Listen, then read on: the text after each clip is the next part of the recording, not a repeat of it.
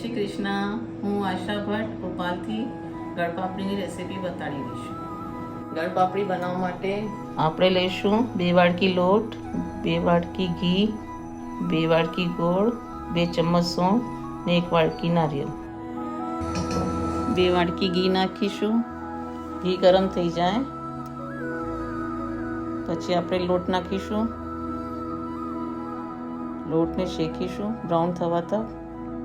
लाओ मम्मी अभी थोड़ी देर मैं सेक देती हूँ. हाँ જ્યાં તક તમે ઘી શેકી રહ્યા છો ત્યાં તક અમે થાળીમાં ઘી લગાડી દઈએ. ठीक. ઘી એટલા માટે લગાડીએ છીએ કે આપણી ગળપાપડી ઇઝીલી ઉખડી જાય, થાળીમાં ચીપકે નહીં.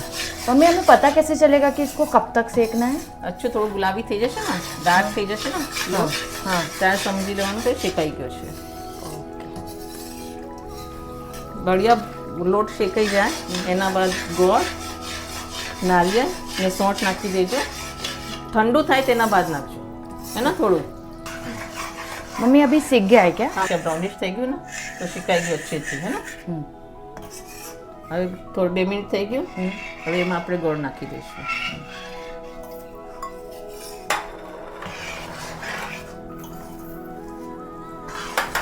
નારિયેળ નાખીશું,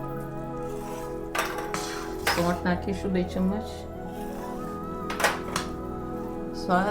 સૌંઠ તો પોતાના સ્વાદના અનુસાર નાખજો. ગોળ નાખવાના બાદ બંનેને અચ્છેથી હલાવીને બરાબર મળી જાય એના બાદ તેને ઠારી દેજો. હા હવે ગરમ જ ગરમ એને થાળીમાં ઠારી દો. मिक्स हो गया मम्मी? હા મિક્સ થઈ ગયું.